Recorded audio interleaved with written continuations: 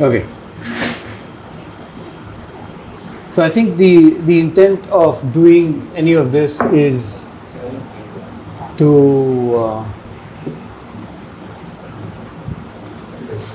figure things out.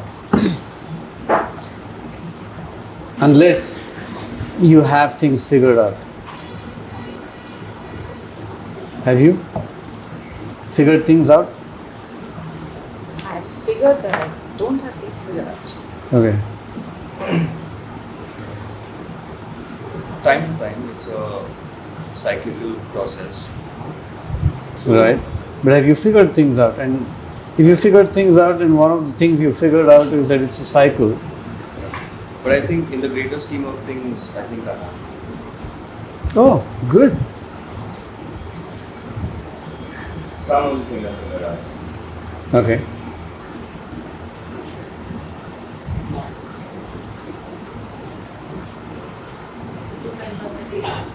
Depends on the day.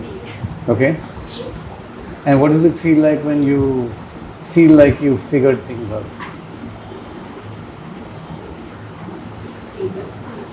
Stable? Okay. What else? Get direction basically. From outside? Internal and external. What is the external direction? Things you have to pursue or how you can work in order to get to That's internal. But that's of external habits. How to do things on the, in the world outside. Okay. What happened? See? थोड़ा सा English बोल रहा है. Have you figured out your life? You have? Cool. What does it feel like? That was a quick and confident yes. What does it feel like? Starting with personal, but like we like to have it is good for. जो चल रहा है ठीक है. जो चल रहा है वही सही है. नहीं वो चेंज कर रहा हूँ कि अब मेरे को क्या करना चाहिए और आगे फिगर आउट कि अच्छा तो अभी क्या अभी न्यू स्टार्ट कर सकता हूँ और क्या न्यू थिंग्स कर सकता हूँ. Okay. But nobody asked me what it means to figure things out. You figured it out, क्या? You figured it out, क्या? I haven't. There's a whole lot of stuff I haven't, and I don't know if I ever will. And it's, I think what we want to be talking about is, so what the commonality in everything that you said is you either haven't, or on a good day you might have, and the cycle that you talked about, right? And I don't know if we will ever figure things out. And what that means is, so you've got the internal world and you've got the external world. And all our relationships are in these two. And both are dynamic. So, can you ever figure things out?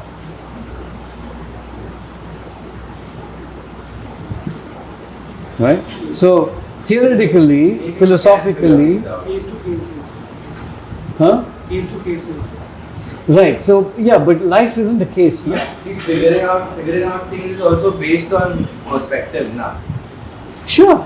So And somebody may have figured it out, like somebody who thinks that all they wanted to do in their life is to make food. They figured out that they want to make food. right. And what happens when you don't get the right vegetable? But that's a different kind of figuring out. Right. So, what have you figured out then? Then I want to make food. Great. So, Something we figured out, right? right. So, if this is life, figuring out that I want to be a chef is pretty close to this. It's immediately transferable, and you can be a chef if you want. But to be a chef, you need an audience. To be a chef, you need to have a job. Or you start your own restaurant, that means you need money. And then there's a whole lot of things that begin to be connected to that. And that's the dynamic piece of it. So I don't know if there's ever a scenario where you figure things out. And so figuring things out is a mental state. And that mental state is, just to give it a nice name, let's just call it Buddhahood. So I didn't see that. Buddhahood, right? Presumably he figured, huh? Jugaad. Yeah, but Jugaad is still here. You're constantly in that cycle. I don't know if the Buddha was doing Jugaad. You never know. Don't know. So another way to look at it is life is here, what goes on, or what people call real, is here. And a lot of our lives are here. And sometimes we get perspective and you say, wow, what the hell am I doing? Right? Yeah. And what might it look like from here? So you've got a business, and there's a bunch of people sitting here in this room who are a part of it. And you can stay there. And a lot of businesses stay there. Most businesses stay there. And what keeps a business down there is when you begin to put anchors into life. Are you getting the visual? Yeah. Yeah? So you're here and you're beginning to put down anchors, and those anchors are policies, rules, expectations, all that stuff. And this is true not just with organizations, but families and any place where people gather. It could be, and you can call it a team, you can call it a group, you can call it whatever you want, but that's the place of commonality. That makes sense so far? Yep. And you can do that. Or you can do something else. What do you want to do? Always something else. Okay. So it still be the same thing. If I figure something else, it still may rattle in the same aspect of. Right. So what's it might and it might not. Yeah. So stuff that ties you down and stuff that releases you from. So you know that famous quote about a ship, right? Something about you can anchor your ship at the harbor, but that's not what it's supposed to be. So it's that whole idea of an anchored ship. And every once in a while you can sail away and come back, but you keep coming back to harbor. And that may be true. But question is, do I have control or is this out of my control? Are these release moments something that I can choose to do and create, or do I just hope for them? Says a ship in a harbor is safe, but that is not what ships are built for. So it thinks it's safe, right? Organizations think they're safe by creating more and more policies. You think your office is safe because you've got a finger thingy there. And still stuff gets stolen, right? Yeah. Yeah. But the fingerprint technically is not for that. And oh, it is. It may not be for you, but the design of the fingerprint to enter any door is literally that, and you create that system.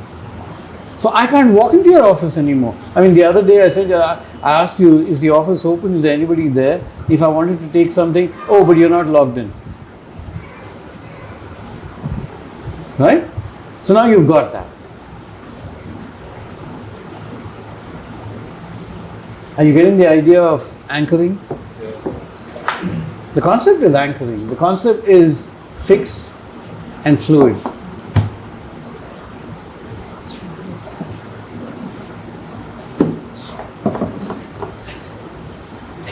if you were to look at what you do in the context of fixed and fluid, let's just use those two words, right? What could be fixed and what could be fluid?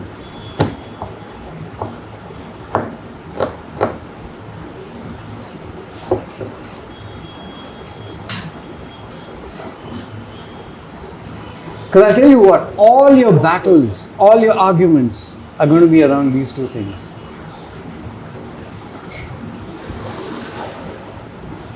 Fixed could be the output you want to deliver.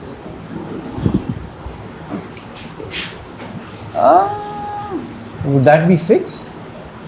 Quality of Quality. Okay. So, quality to client. consistency.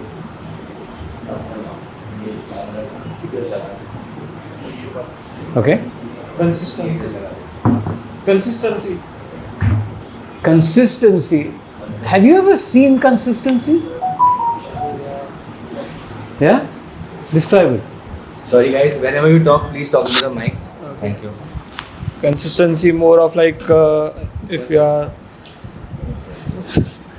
are like committed something to deliver on a consistent basis, it should be fixed. Are you consistent?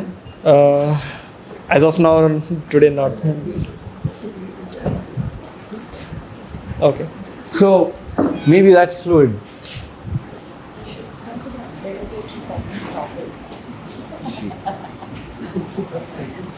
Is this a dying thing? Yeah, there are like 5-6 other pens that follow. Okay.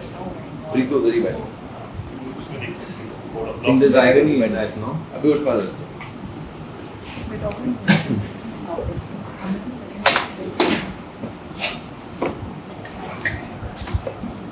वो दिख रहा है।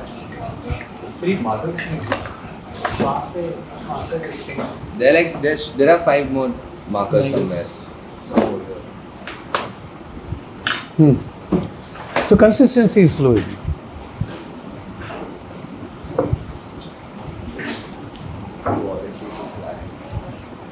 Fixed.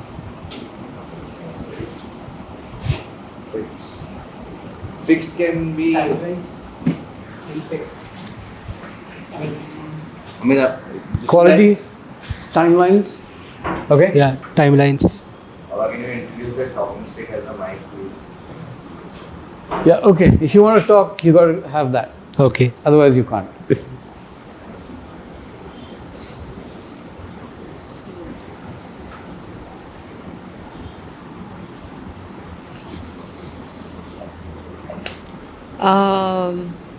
Is there a non-existent also? What is Fixed, fluid, non-existent. that? I don't know if there is such a thing. It will come into these two categories, but let's try.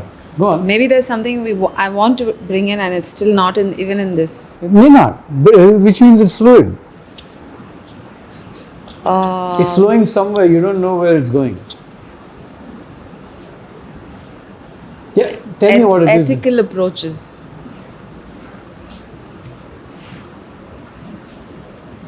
that's also not working, yeah. Or they try again. सब निकाल, I'm just I mixed them up.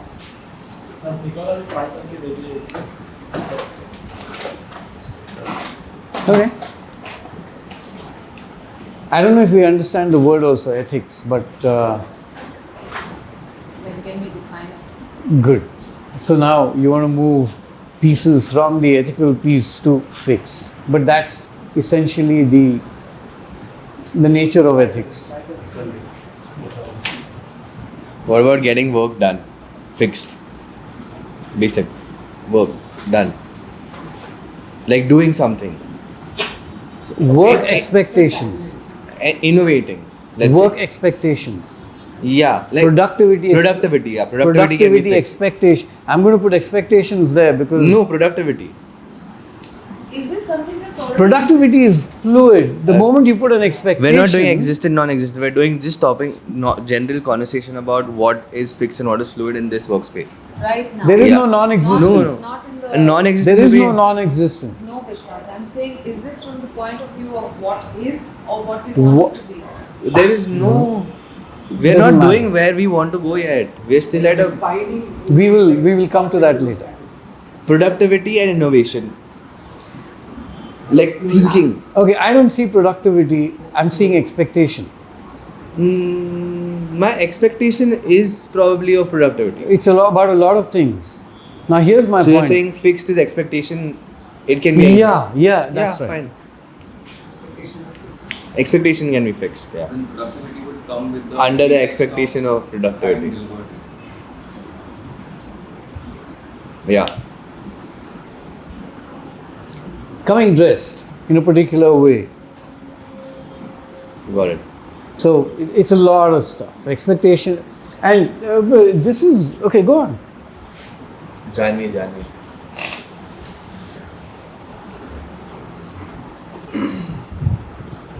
Can it be structure of work to a large extent?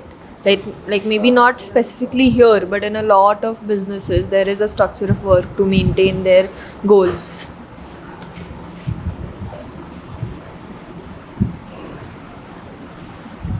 And this will mean different things to different people, but Yeah. structure is fixed. Structure. Okay. I don't work. Everybody else.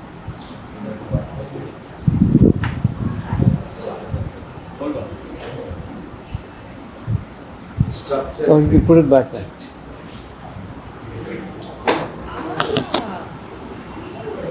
Structure is fixed. I don't know. No, That's I'm her not saying opinion. necessarily always here. I'm saying in most businesses, the structure of work. Structure is fixed. At least the basic structure. That even here we need a social media person, we need a videographer, we need a this thing to get the job done. I would put that in fluid for us right now. We're not going there yet. We're just talking about stuff. Words we use, generic. Words we use in business, then you might say, you know what, I want a more structured place. Okay, great. Structure is fixed. When you want to deliver what you want to deliver, if you want to stay alive, you have to deliver quality.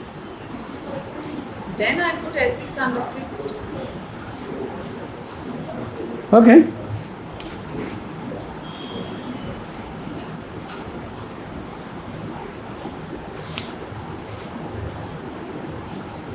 You see what's going to happen. That fixed. Trap door just opened. Ideas and stuff.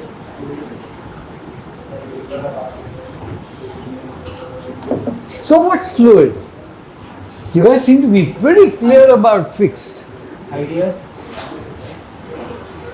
Creativity. Thoughts. Innovation. Fluid. Oh, okay. Creativity, ideas, thoughts. Quantity. Creativity.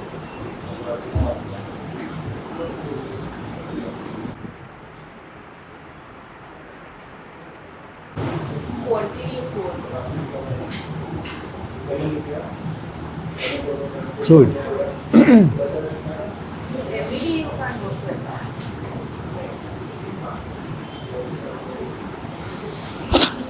What's another word for it?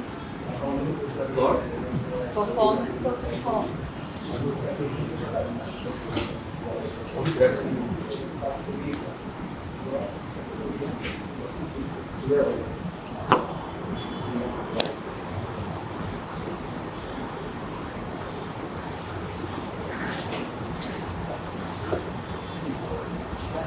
Think of the struggles you may have and then see if anything jumps at you.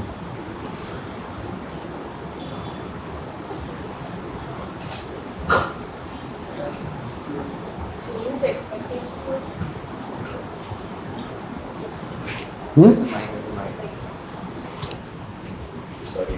So yeah, like you start something with like fixed expectations, whatever, and then in the middle of it, then like let's change the strategy, or let's like I want more, I want sales now.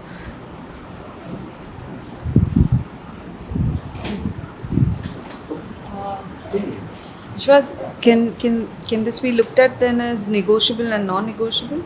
Not yet. Don't go to solutioning yet. We're still finding We're looking at the elements. I'm and not then, and then looking at- okay, let me tell you where I'm going with this. I'm going to put this stuff down, and then we start saying, okay, what does it look? Where do we want this to be? Example: if you say consistency, you want to move here. Is that possible? And if it is, define. Then it goes there.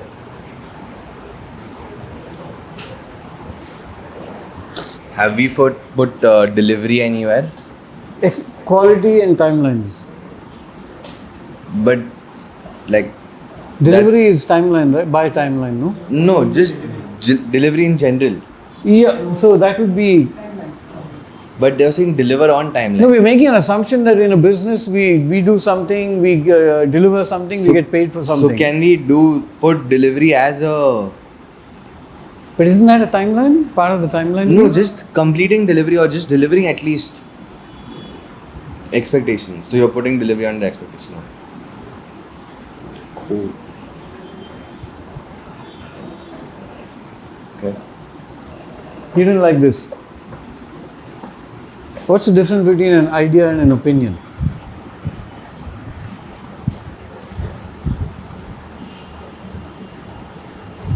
I think an idea is something that comes out from a new concept, like something new came to my mind and that's why I have an idea.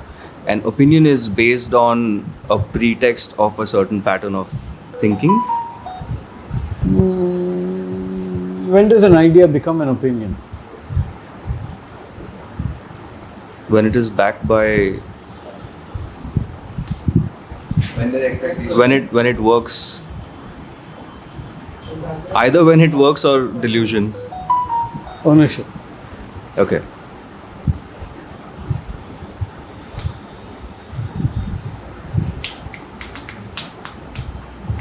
So idea is an idea. It could be anybody's, anywhere, anytime. It could be relevant, irrelevant, could be anything. But the moment I begin to say, oh, this is a good idea, I begin to own it. Mm. And then I'm going to push it. I'm going to fight for it. Becomes fixed. I also Okay. want to, yeah, sorry, go on. No. I also want to put commitment. Can we put commitment? Expectations?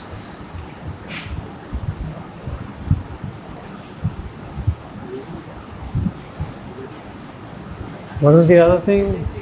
Delivery.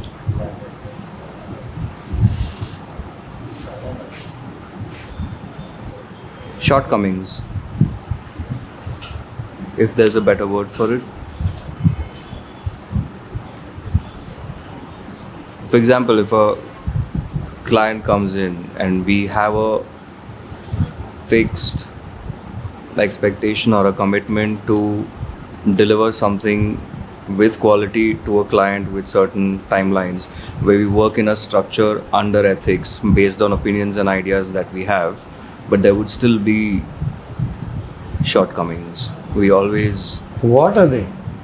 I want you to name them. Because those are the fluids.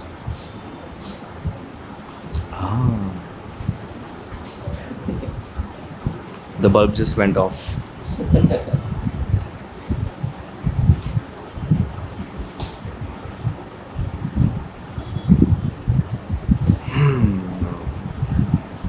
You might throw ethics to the wind and say delivery is more important. And you ask somebody, do you like the quality of what you've done? And say, no, not quite.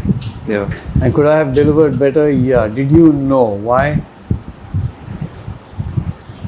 But if you have fixed expectations about what delivery looks like,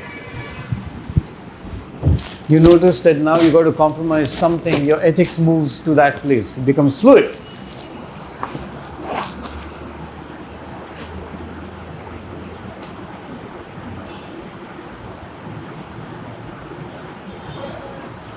Yeah? One takes precedence over another. and it becomes fluid. Any of these could move to the fluid thing. Now here's the thing. There is no right way of doing things. We need to understand that what you've talked about pretty much is this is what we want. But any of these could move and become fluid at any point in time. And in this game, what we've got to figure out is what happens here. So we're not even fixed about something being fixed. Yeah. Or something being fluid for that matter. So ethics can go into fixed and timelines can come Yeah, into fluid. and we can check that out and say, okay, which of these doesn't move? Which of these doesn't move? Yeah, I think we would have to prioritize. Okay, I want to separate two things. Conceptually, which of these doesn't move? Right? Second is, how do we want to be in this game? What game do we want to play?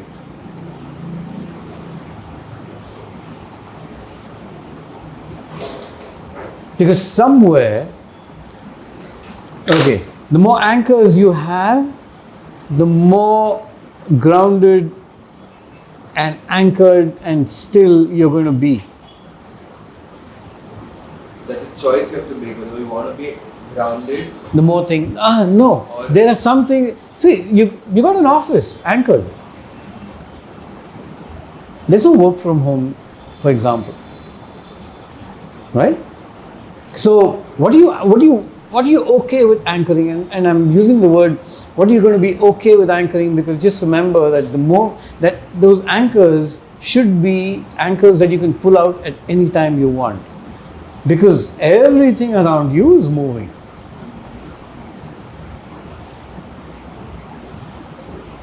But it doesn't mean that we don't put anchors down. If you don't put anchors down, then you don't know why you're there. So, you've been enough from the story, your ship's been sailing. And that's one way of looking at it. But it's now beginning to be anchored over time and practice and needs to remain around photography, writing, whatever else it is that you do, and those begin to become your anchors. That makes sense? Yep, absolutely.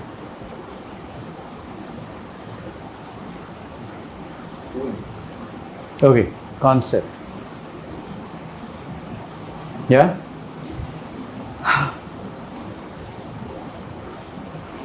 If you had to put an anchor down, let's try and put one down. Brand image.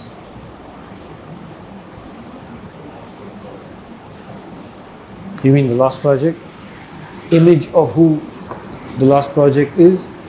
Oh, that's naturally forever fluid, because the kind of work you do and get is going to define your image. You're saying it'll keep evolving, right? It's going to keep evolving. But Okay, the fact that we will forget, this is not for the outside world. This is for this is about this group. yeah, Just about to ask. Brand image, who cares? I don't care. You walk into this about office, okay, great, you're in the Lost Project. That's all. What you do here is going to define your brand image. that. Exactly. The brand image is for the outside world. But it depends on who we are on the inside. Good. So what do you want to anchor? It's not brand image. It's about what this group is willing to put down as an anchor and say, you want to call it a non-negotiable for now? That's fine. Brand image cannot be non-negotiable. What is it that every day, every hour, every minute that we ever do something that we will do? Quality to client. Quality to client. Now, remove the client. Quality. Okay.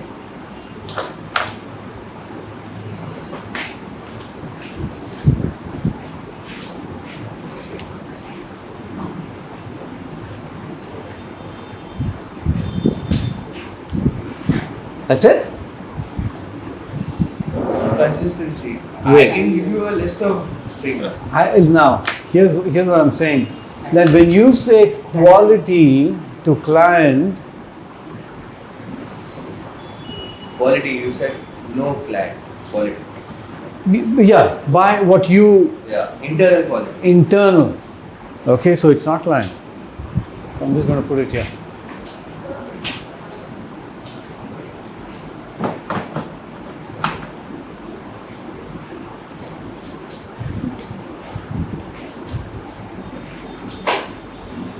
Yeah. Now, quality. How do we define that? Good. This is when we begin to define it. And you'll notice that everything you begin to define will be either here or there. Because quality is fuzzy. What do we mean by quality? Because every one of us in this room has a different sense of it. So maybe everyone can voice their opinions about what quality is to them. Ah. So now you're saying quality will be defined by conversations about output. Output. Delivery. Expectation. Because where you Wait, don't go there yet. Conversations about output. Output. But output becomes an expectation now. Yeah. It's still not expectations because you're still not defining the quality. Because Okay, here's the thing, and you will know this. Internal quality and quality as delivered to client are very often different. Yeah, internal quality is more dangerous than quality to client. Yeah, but it's also what's going to define your brand. Internal. And it's interlinked. First internally, then to the world. No, but it's largely interlinked as well, right? Yeah, but you don't create your brand image. Your brand image Not appears. I'm saying Okay. internal quality Hmm. will directly link to what you're putting out as external. Yes. And you're saying that will what will contribute to brand image. Yeah, because it gets built. You Not don't build necessarily, it, not it gets necessarily, built. because your internal quality may vary from what our client also wants, and what we put out is what our client wants. Wait, okay, now you see how the anchor gets really tricky now. Yeah.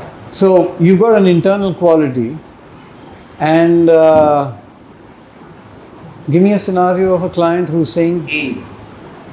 okay, right? Who? A. APAC. APAC. APAC is saying, what the hell are you guys doing? It's too colorful. It doesn't have this, it doesn't have that, right? Now, there are expectations, and now the delivery piece comes in the output.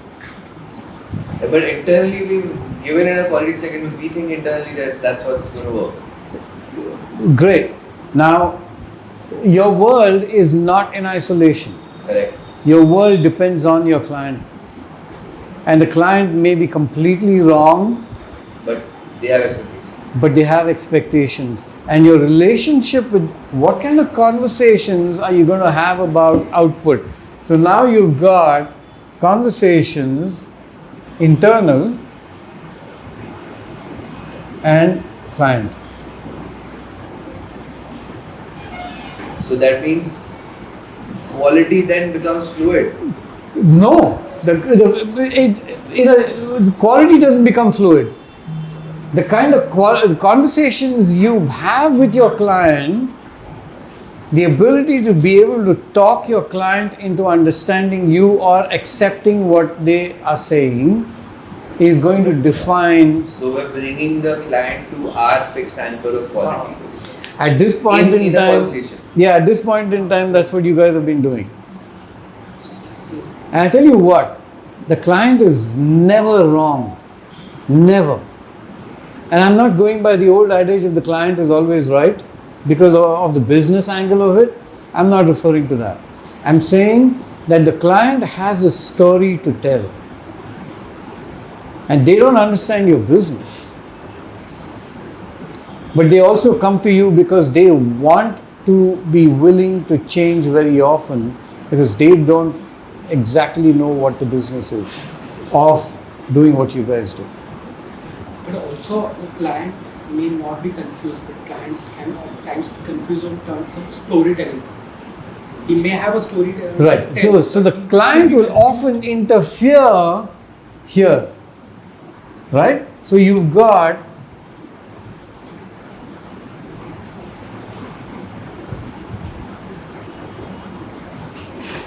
and this quality that so here's the thing. Now quality has moved from a thing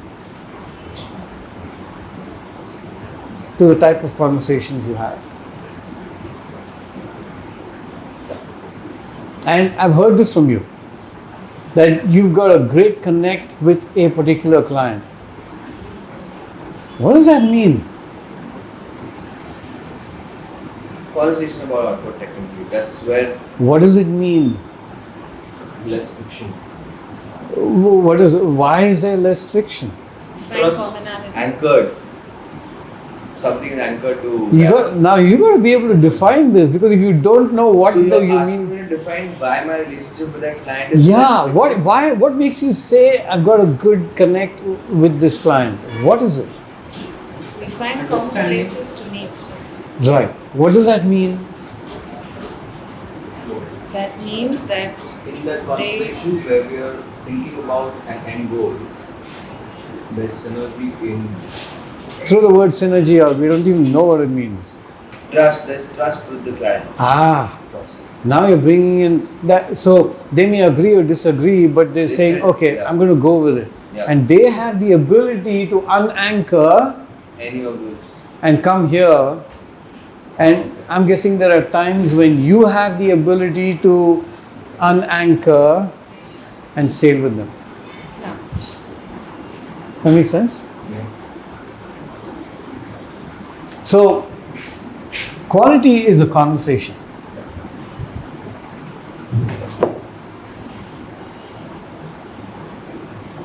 So you're saying we move quality from fixed to fluid. Elements, no. Here's the thing. I'm wondering whether you ever got a client who asks you to do a certain thing and you say, you know what? I think you should find somebody else. Yeah. What happened? We're anchored to the quality of it. Right. So you would We're anchored anchor. to expectations. That's right. And you anchor and you said, okay, I'm going to move quality here for this client because that's not where my brand image needs to be. Alright. So you're saying we create a fixed and fluid structure for every client that we get, not for every deliverable. That's right. And everything in your business, this space is anchored around the quality of conversations. Yeah. Yeah? We got one anchor?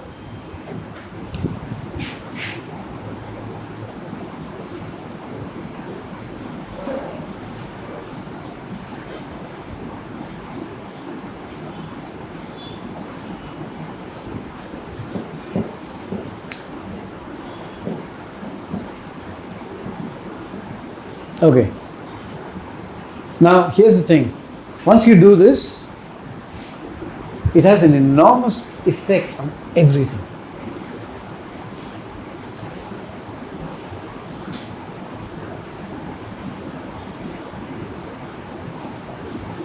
It actually influences your everything here. It influences what we're calling your fluidity, which is great. But is there anything in your business that you, regardless of the fluidity of whatever may be around it, that you will say no? Is there anything?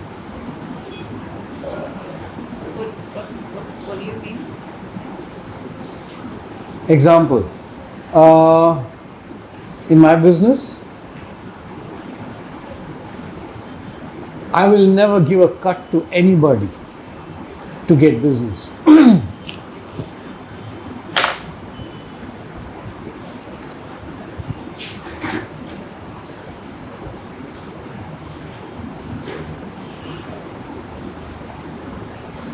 That makes sense? You see how sharp that is? I don't care how much business I'm getting, I won't even look at it. If you are telling me that you want 15%, for me, if you want to call it ethics, that's my anchor.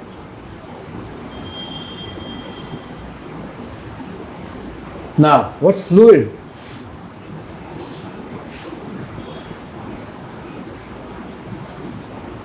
You want to go party, we'll go party. But I will not give you cash. I will not give you a percentage. Is there anything in your line of work that you say, maybe $1 million, but forget it?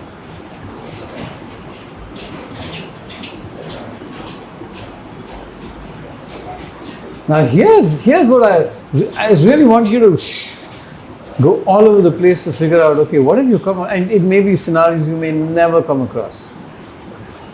But have you ever come to a moment so far where you said, I don't care how much business a guy is giving, I'm not. I'll give you an example. Do you want an example? It could be the quality of the conversation you're having with your client. And he's telling you every move of what to do, which means none of this has any value. Is that making sense? And I'm wondering if I'm going to be your artist, I'd rather say, hey, you know what? Why don't you get an artist? I'll give you an artist.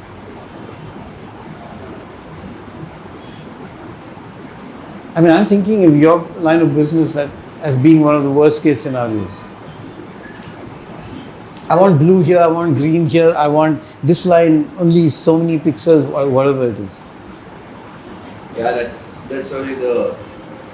But we have in that situation also not said no. I know. But that is the conversation That's you have with the that's client to it. be able to deliver the And I'm saying the conversation is not moving from that place. Every time I go and talk to them, this is what they're telling me. And I'm saying, you don't need me. You need an artist because you know what you want. And if you want me to give you an artist, I'll give you an artist. On the condition that I will look after the rest of it, this is what we're going to put out, and you're committing to your colors and your design, your this, it's yours. I'm just doing the back end of it.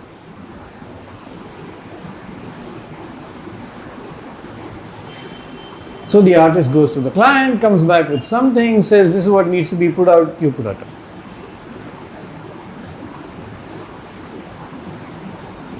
And so that's the fluidity part of it, right?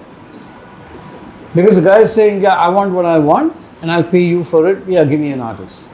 Cool.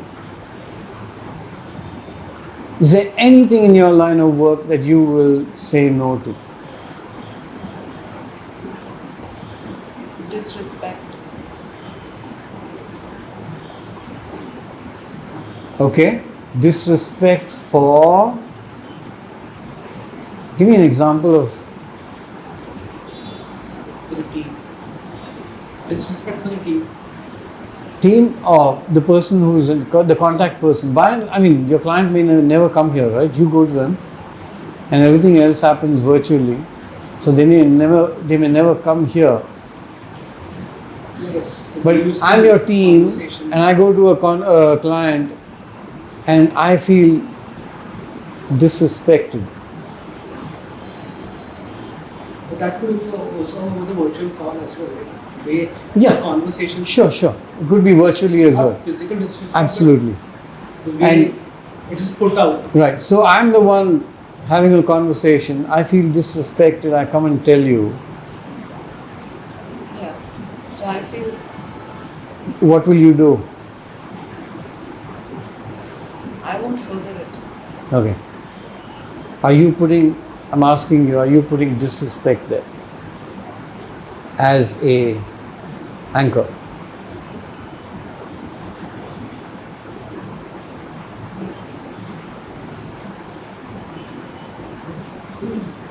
There's like most often than not, disrespect is, I feel, perceived, where they may not have intended it to come across that way. I know, but you see, I'm the guy who's in contact with that person, right? It's a conversation away to solution, is how I look at it. And how are you going to do that? Good. Get to the root of what caused him to him or her to. You will never know. To react to that.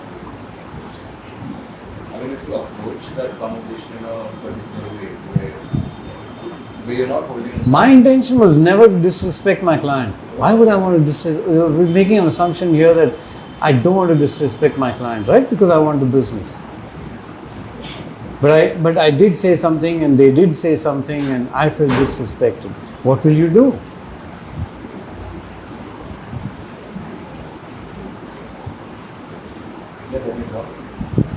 That's what I'm asking you. That can be, are you saying that disrespect is a non-negotiable for us? It is for me. Okay. You can put it out and like, I feel this is the wrong intent. You reconversate it. Or it's once done, it's done. No, I'm asking you. Let's say you're talking to somebody and they really, So it has happened to me like, oh, when I'm on a shoot, like I feel disrespect, I just conversate with them like this is something. Yeah, but there you're already on the job, Yeah. Okay. right? Now, if they said, I've seen this happen, I know this has happened. So there was this guy who, there's these two guys that I put on a job to build a campsite. Okay? For 1 month, they slogged, digging trenches, building, bricklaying, the works, 1 month, solid work at a campsite, and they stayed there. On a particular occasion, they had to come into town, they got late, no transportation to go back. Now this guy has a 4 crore apartment. Okay? Penthouse. I think 2,500 square feet. He sleeps them with the dog. In a space where the dog is defecated, is all over the place, he puts them out in that place. Is a conversation possible? I'm just giving you the scenario because it was real. And that's the level of disrespect that people could show. Was that guy intentional? Absolutely. Did he want to disrespect? No. He just didn't think they were the kind of people he would call home. Do you know what I'm saying? So what we're then saying is that it could be any one of us in any kind of conversation with any client. What's non-negotiable is that two things. One, that if I'm the person in contact with the client and I feel disrespected, choices. I'm not going to deal with the client. If you want to pick that client up, fine. Because we want a relationship and then we might try to figure things out. The flexibility exists there. But what's not negotiable is that, hey, you know what, maybe your ego was really high, maybe you said something. Yeah, maybe I did.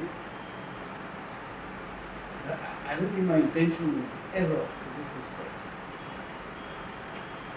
Okay, great, conversation broke down, somebody else picks it up because we want the client potentially. But that piece is not negotiable. don't ask me to go and talk to that guy. Unless I'm willing to and I'm ready. So I have two scenarios. One, yesterday, that was a fresh lead. Okay, I called the guy. He refused to speak to me because I didn't know Marathi. He said, "What are you even doing in my state? Get out." I said, I red lighted him immediately and I said, "I'm done." I told him, "Go look for a Marathi speaking agency." Another conversation where we are in touch with someone in Bangalore, where midway, while the work was getting done, the payments were due, I was in touch. She was extremely rude, hurtful, whatever. I told Advait, "I'm out. You need to take it over from here." And that is the place that I put my foot down and I told him, I will not speak to her. But we were in the middle of it, right? We wanted work done, we wanted money from the client. So it is an absolute non-negotiable for me. Disrespect. Yeah, because here's the other thing. When a situation like that happens, if I say to you, "Hey, look, your client, you have to suck up to the client, whatever," then that's disrespect here. That makes sense? Yeah? And if that starts, it's over. Yeah. So this internal conversation about respecting what the other person is saying, no matter how crazy we might be individually, we still come back to the same place because we work the same business. And if we can respect each other, then something else will happen. So my question again, are we saying disrespect between members of this team? So I'm not saying team at all because many times it's just one person, right? Are we saying that disrespect is a non-negotiable and want it anchored? What's the definition of the disrespect? Because there can be a scale of disrespect also. But he just gave you an example. That can be one example. Yeah. So I'll give you my example. Let's say you're in conversation with somebody, and you decide, "No, I don't want to work with that guy." And I come to you and say, "Why? What did he say?" And I say, "What's wrong with you?" And I don't respect what happened to you and how you feel. This is disrespect. And my question is this: are we then still going to continue? Let's say we haven't gotten business from that client yet, but if that's how they're going to behave with one person, it's immensely possible that that's how they might behave with anybody else in the team. But if I don't trust your judgment about disrespect, regardless of what level it is, so it's not about the level in this team. Are you getting that?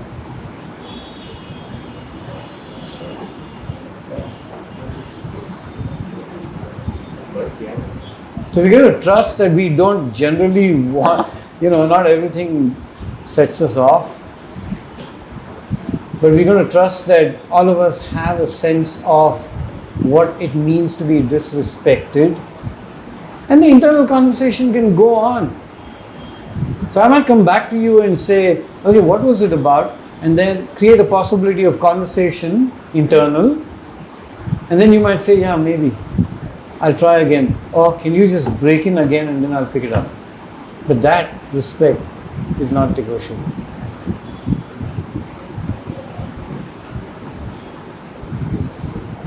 Yeah? Okay.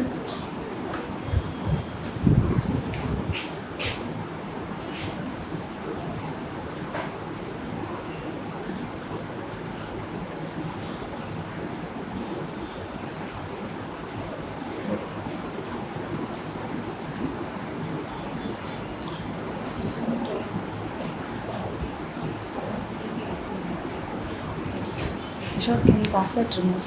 AC remote. If you cold, No, I'm feeling hot. It's yeah. I can press buttons. I know that. We copy call the past. And there's an issue with Okay, so far? Yeah. Okay. Does disrespect end at client or external? No, our context is Disrespect in client. general. Like it's disrespect. Then No, it's maybe disrespect in not general. disrespect internally. but, Yeah. Maybe we could lay a foundation having trust You can't build trust. internally. For example, as a team, there should be some. Can I use the word synergy now? If you know what it means. There should there should be some. There should be some, for lack of words, synergy between everyone in the team. That Alignment. alignment. Thank you.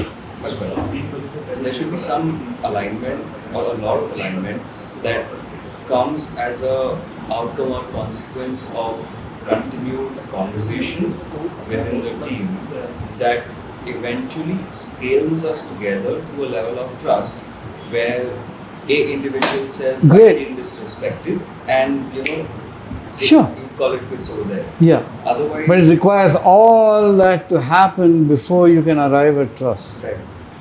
So you got to do that first. So I'm saying, can we have trust? Trust as arise. You can't just trust na ऐसे. But तो वही तो बात कर रहा हूँ, like So- having trust as another anchor, where you make sure that those conversations keep happening over time. Oh, that you now you know what it is, Now right? internally we can Now decide have those if we are conversations. drive towards trusting Yeah. each other's decisions or trusting whatever. Right. We can drive it, but if you put trust as an anchor right now, I don't trust you, man. Right now, how can I put that anchor? No, that's what I'm saying. You No, own this that is- conversation. So that's it. That's the internal conversation. Okay. And as long as now trust can't be built, it arrives and you don't know why you trust. There is no logic to trust. Why reliability is not. Reliability doesn't result in trust. It might and it might not. I mean, how often have you heard a conversation that says, every time you wanted something, I gave it to you, no? But still you don't trust me. Hey, go back to your parents. I don't know about you, but my dad, he didn't trust me ever. I had a battle with him when I was 32, and I had a battle with him when he was 90. Now, the question is this about trust? It's not about trust. It's about acceptance of who, for him, who my son is. For me, who my son is.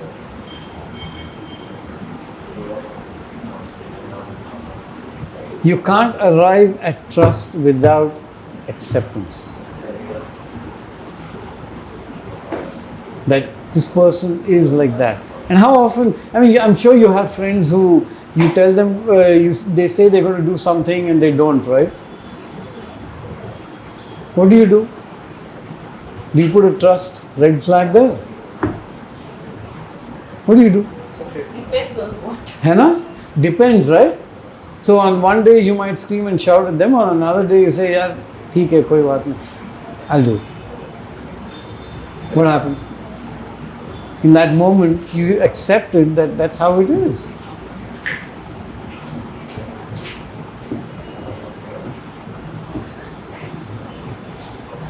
It make sense? Okay.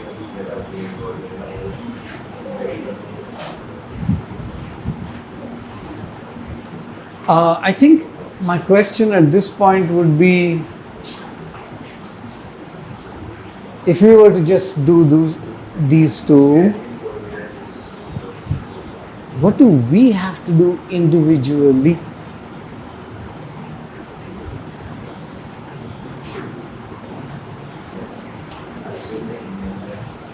Okay, I'm just going to throw a concept at you. Most of our life we spend doing something for somebody else.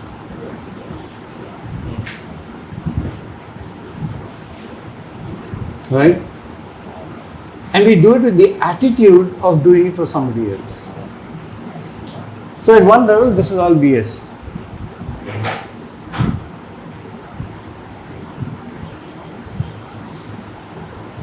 And I think if you look at the world around you, you'll notice that people who did stuff for themselves first, what they did for the world was remarkable. And as long as you're doing something for somebody else, you will never break any Guinness Book World Records. Guaranteed. And I've tested this over and over and again in my work with groups. You give them a simple task to do, and let's say you have a timer.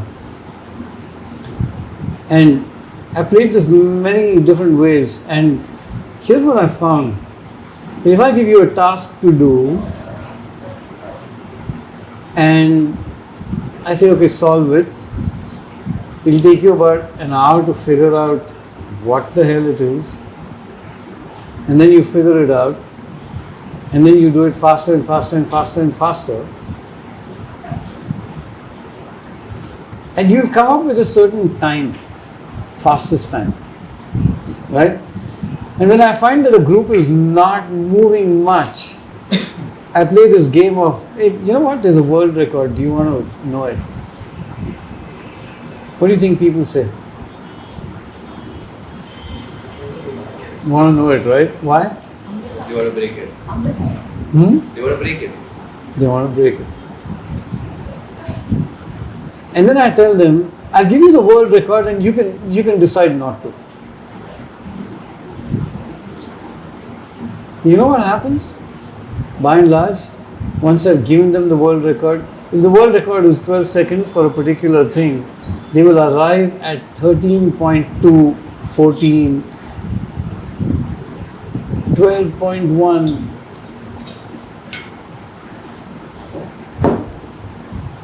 Any idea why? No. They did it for the world record. Sense of achievement. For the world record. No sense of achievement. In fact, a downer at the end of it because they couldn't break it. No group that I've ever shared a world record was ever able to break the record. And here's a funny thing. If the best performance I've seen is 10 seconds, I'll say world record is 20 seconds and their performance will be 21. I tell them it's 10, it'll be 11. I tell them it's 5, it'll be 6.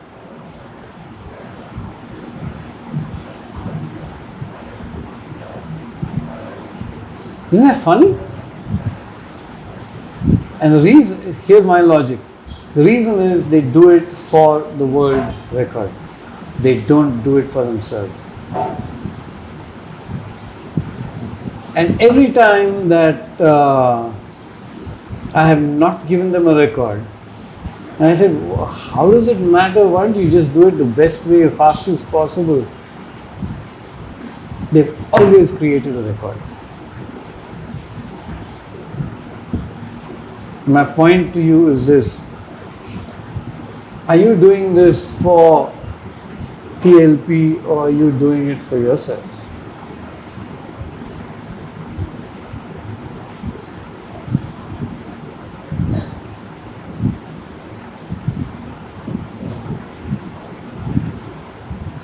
You don't have to answer the question, but I think that is the bigger question. Because if you do it for yourself first, it will surpass any performance that otherwise you think you might be capable of. Something like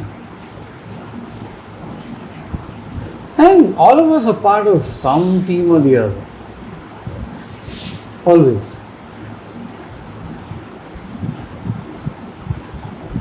So, I dabble in this.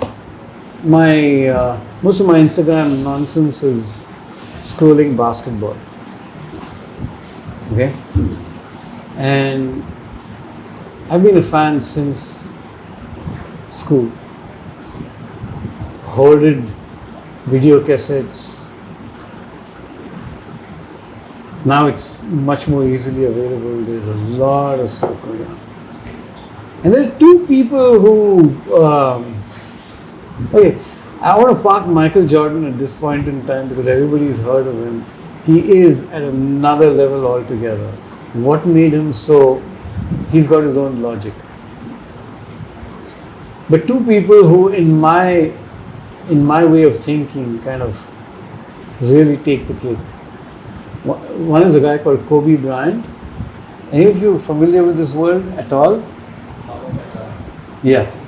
Kobe Bryant. You? Okay. And the other one is?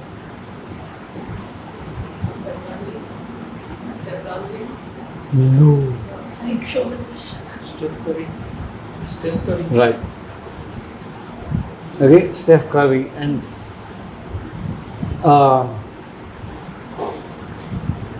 I think what gets me is, one is the Mamba mentality, what he talks about. And with Steph Curry, it's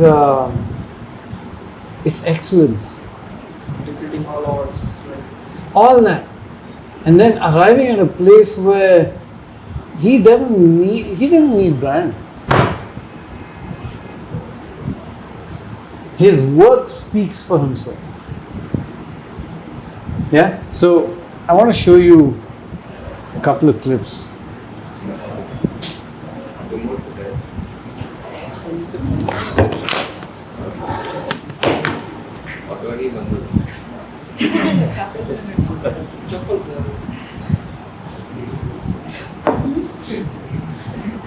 No, it's not too much at all.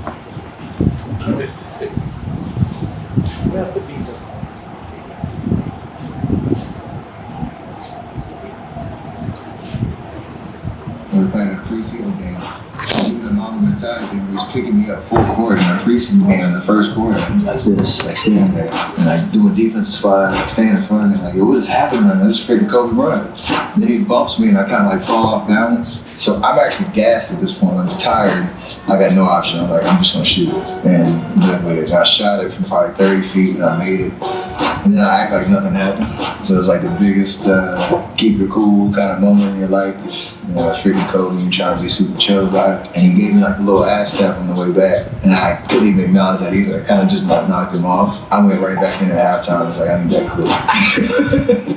We were playing in a preseason game. So he's doing that Mamba mentality thing where he's two masters in the game pitched against each other, and this whole trash talking is a big thing in basketball, right? And Michael Jordan was known for it. Hi, sweetie. How's the kicking? Started? Really?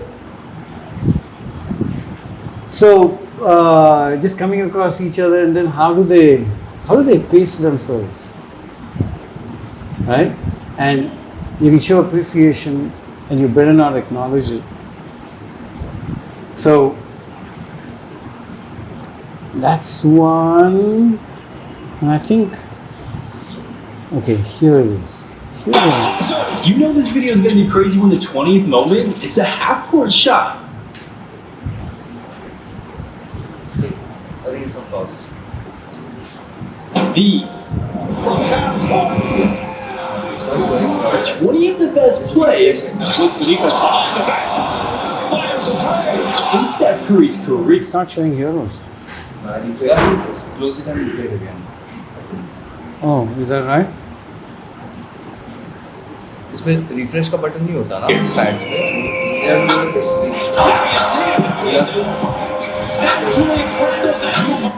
You have to. Will I find it? Yeah, if you go to history in you. Oh, okay.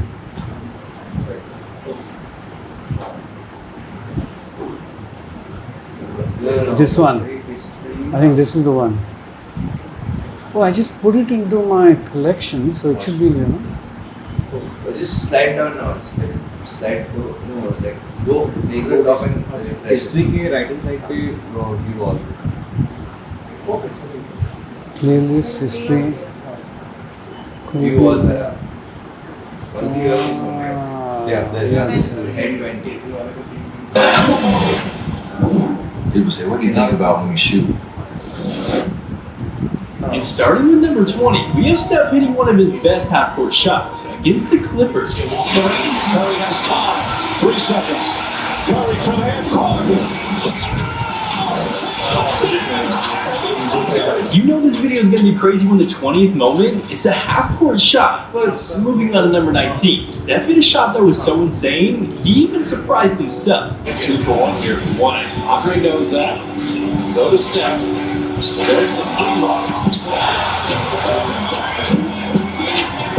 1-foot jumper from the 3-point line. It's getting so easy for him, he's only using one leg, but instead of a shot at number 18, he had the best pass in his career. He pulled this off 5 years ago in 2019, back when Kevin Durant was still on his team. Green, he's got his own miss. Time to speed.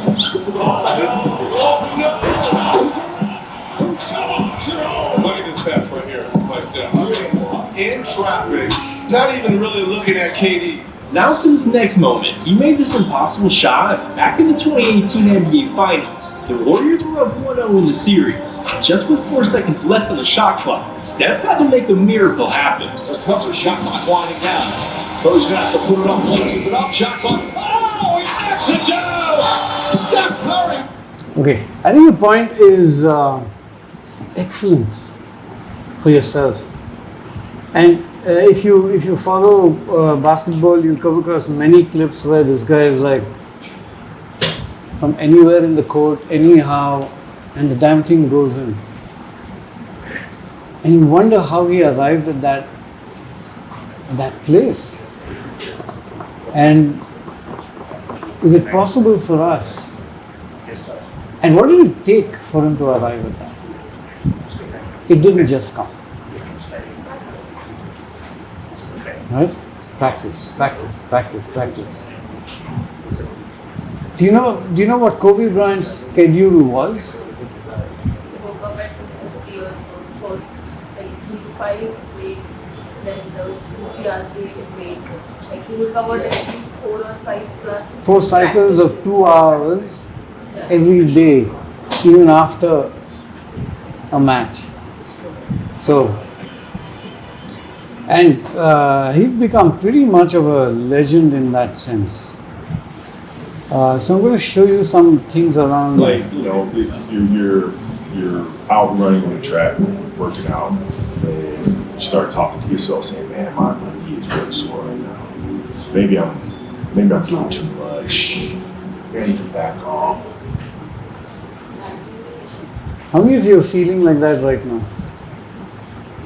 Doing too much, I'm feeling sleepy, I had too much last night. You don't have to say yes or no, I'm just asking you a question, you're the only ones who know. And this is, on an average day, how you wake up is going to pretty much define how the day goes. How you choose to wake up is going to define how the day goes.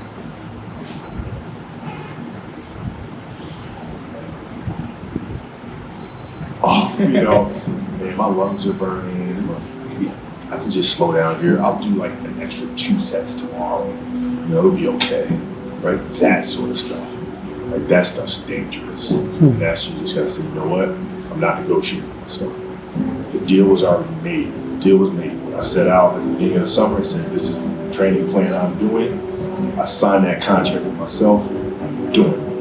Throughout that process, you start talking to yourself like, man, I think I need to, maybe if we, nope. This is not negotiable. Yeah.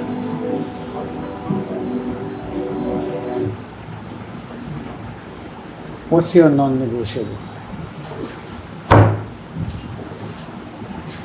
What will you not negotiate for yourself?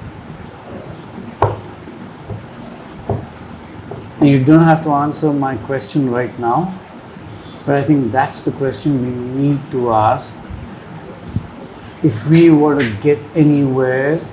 Otherwise, we're just another agency. And work will come. But it's the non-negotiables that are going to define your brand image.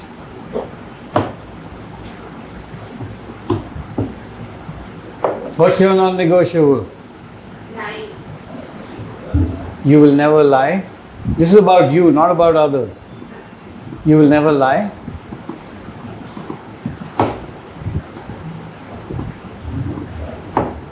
That's terrible.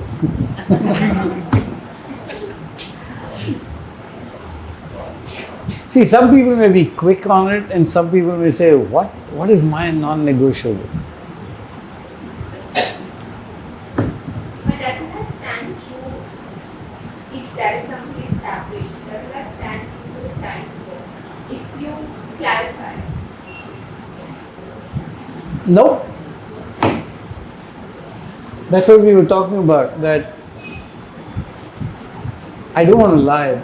So, you know, there's this thin line between a lie and not the complete truth. Yeah. And, okay, can I give you a counter to that one? I don't think anybody ever lies. Time for food or something. I don't know about that. That's a lie. Anybody who lies has a damn good reason. Reason. Seems so. Show me different. You know, some people have like a habit to lie just because they मजा आता है. That's the reason. That's the reason, na.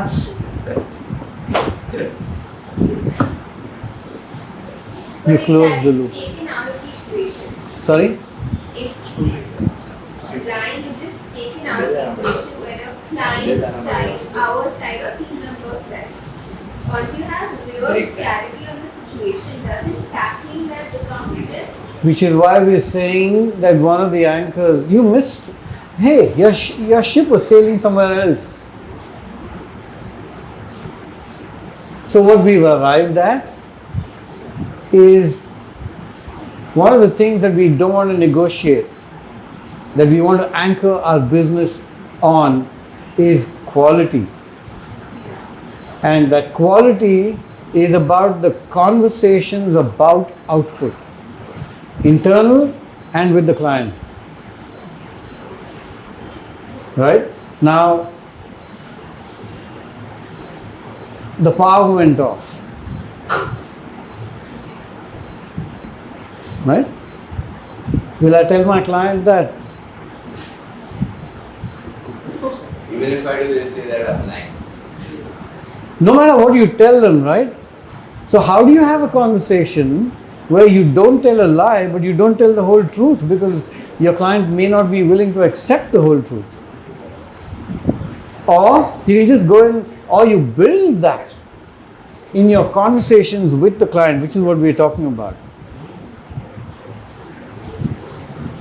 Yeah, but if that trust, that transparency has been a part of your conversation since the beginning. Yeah. And something like the power has gone off, Then- might be a good enough reason. Absolutely. Which is why when we say quality, our quality must be in the beginning with the conversations and the relationships we build with the client.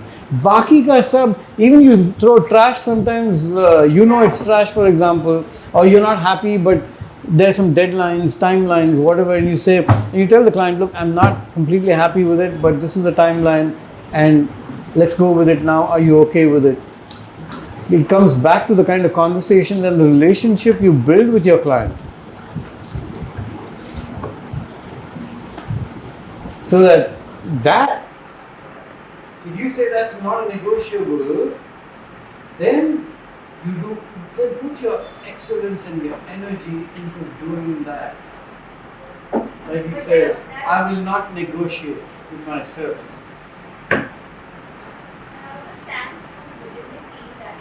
Oh, we started with that, then we talked about client. Oh, we did all that service. But here's what we are also saying, that if anybody in this team feels, so she raised the word disrespect, that if anybody in the team feels like they got into a conversation and they were disrespected by the client, and they say, I'm not negotiating on this. You want to handle it, you handle it, but I'm not going back to that client today. And just remember, the word is today. Then, At the cost of. yep, at whatever cost. Non-negotiable. Disrespect, client and members of this team is not negotiable. I tell you what is negotiable. Negotiable is, I say, hey Kajal, are you okay if I step in? But don't expect her to continue that relationship with the client when she's feeling that way, because that would mean disrespect here, and that's not negotiable. That makes sense? That's where we are right now. And here's, I think, enough, no?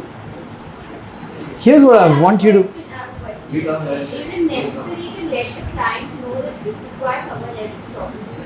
Come here. There's a mic. Hello. No, I had a question. Okay, you're not happy about the situation. Say that call. I heard that call. We know what happened. But let's say he's taken it over. Is it necessary for us as a team to let the client know that this is the reason it has been passed on to somebody else? No. This is our story. Why? Here's why I'm saying that. They may have done something without the intention of disrespect. Yeah. I think an example is actually happened of Ivumi and Kushal. So the guy who introduced me to Ivumi, he used to work with them for newspaper ads and all. The owner of Ivumi told, like, this is a situation what happens when internal team tells the client something. He told Ishan, the owner told Ishan, who is our point of contact, that I don't want to work with Kushal anymore because I don't like his attitude. He came and told Kushal that. Kushal stopped working with them completely. He said, you directly talk to them now, I'm not interested. So all communication, everything, payments, everything had to be done through me. And that gave a very bad reputation of the owner, saying, oh, if this guy is behaving like this, then why should I work with him also? That's their internal problem, that they don't want to work with Kushal. Ishan shouldn't have come and told me or Kushal that This is what happened. I don't want to have conversation. He's still routing it through me, he's still working. And here's the other piece. I have the conversation, I'm burning, emotions all lit up. And I say, you know what? This is what they said, and that emotion's coming alive, right? Don't throw ghee into the fire. And what I mean by that is, one of the things you really need to consider is that I feel that way, I come and talk to somebody about it, talk about it once over. Because that anger has got to find a place, okay, fine. I come here, I find a place, I throw it out. Don't talk about it again, ever. And if I start talking about it, you need to remind me and say, hey, you already done this. It doesn't help the person, it doesn't help the conversation, it doesn't help our relationship with the client. What do we have to work on then this week? Come next. What you have to work, yeah, I was coming to that. What you have to work on this week is first of all, practice this. Conversation.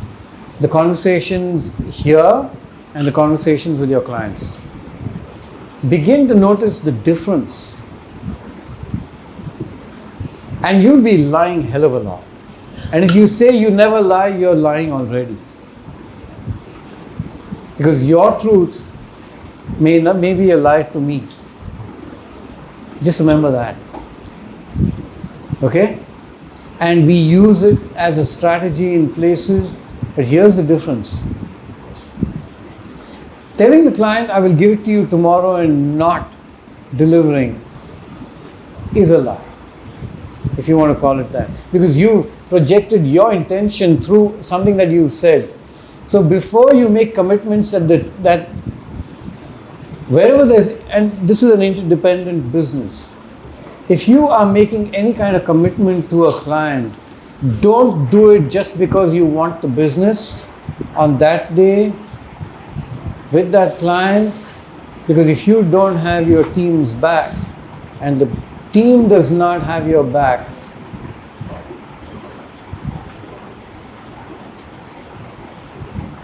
you're not living this. That was my next question. I've answered it, right? No, Oh. not exactly. No matter what is happening in the team, yeah, but he helps us get to those answers. What did you say? She said you didn't answer my question. You didn't put a static dialogue of classic dialogue. And no, because I know that by now that Yeah. he helps us derive the answer and won't give us the answer. I know that. But no matter what happens within, and no, you might have the best relationship with the client. You guys probably have a 5-year-long relationship, but your team has screwed up. To what extent, or is telling the client that no, I screwed up, but you don't you always put up a common front. You always, no matter how pissed off you are, put out a front. Are those your ethics, expectations, or opinions? It's a question. Huh? It's a question. To what extent do you back it up and say, okay, yeah, we screwed up. I know my team messed up. I'm the client. Yeah. You come to me and you take ownership for that. So you always put up a team front. Yeah. Yeah, We now are- you say that I'm screwed up with the You see, a lot of delivery. mess ups happen at many different places, so it's not one person. It's not just client. It's even internal. Internal is a different question. Internal, you're asking me two different questions? Yeah, okay, I'm asking it internal, not. Internal. Yeah. You want to throw things at each other, do it. When you. But then there's no accountability. Wait. Shh, Okay, shh, what are you talking about? You want to sit here? Are you the client face? No, forget client. I got it. I understood the client Clear? angle. Yeah, internally you do whatever you want, but that's what we were talking about. That when you have your conversations, that just remember one thing: nobody is ever lying. They're telling you the truth as they know it in that moment, and if they're telling you something that is not their truth, they're doing it because they're afraid. And fear is not a bad thing or a wrong thing. And as long as you're afraid of each other, you will find ways of what you call lying. But it's just a different truth. And within this, you got to figure that piece out.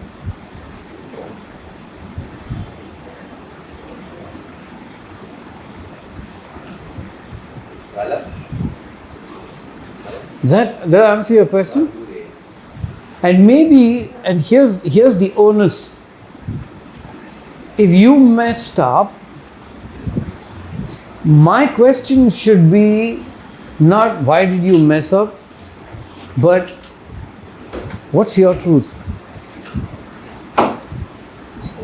This is professional relationships. No, internally. Professionally. There's no such thing. That's even worse. Don't get into that. There's no such thing. But ask what's your truth today before you make any accusations, because God, everybody has bad things to say about everybody else, right? Look around the room and tell me If I said, okay, point fingers at somebody and say how many things did they mess up, you'll come up with 10.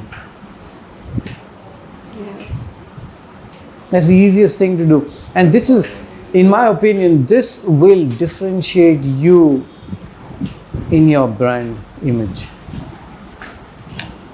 Always.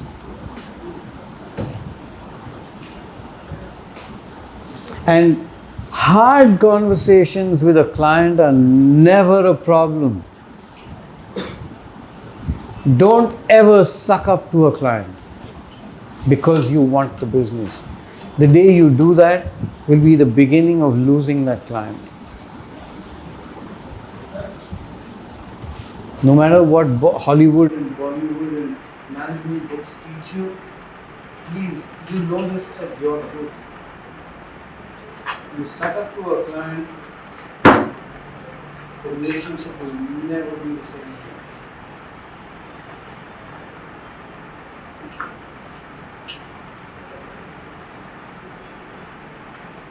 And the client asks you something and you have to, at that point in time, talk to them, ask them very gently. I can tell you my truth today. That may change tomorrow.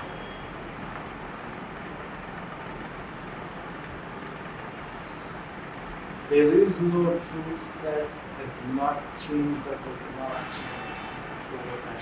There is no universal truth except that truth changes.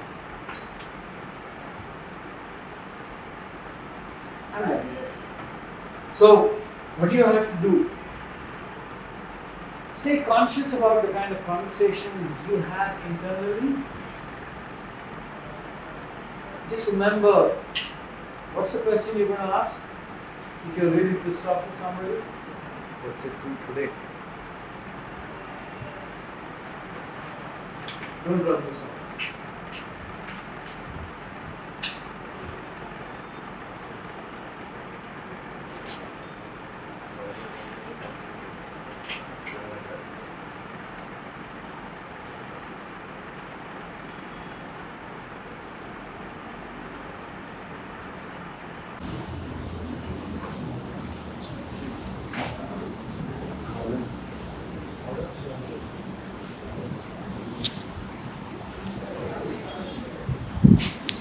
Just practice this. It might change the nature of your conversations within the team.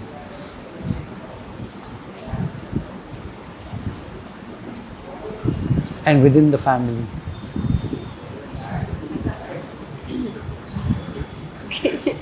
Okay? I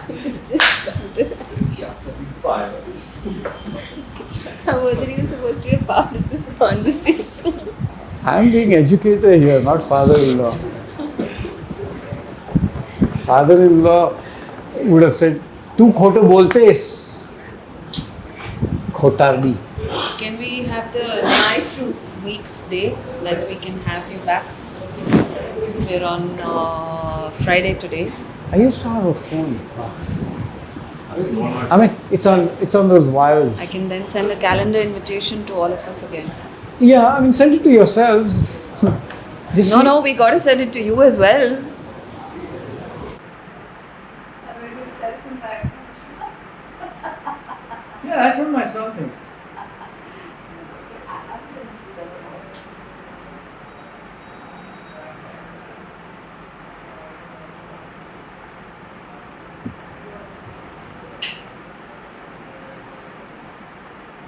Let's do it on Buddha Purnima. Okay. 23rd. Ask somebody.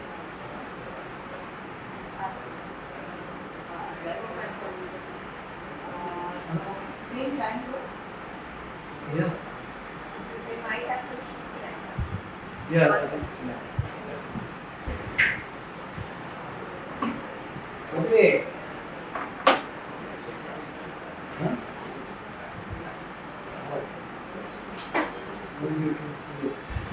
झगड़ा होने वाला है, temperature is rising, people are getting emotional, and the context leads the conversation. My truth today is a bit of a plan. Okay.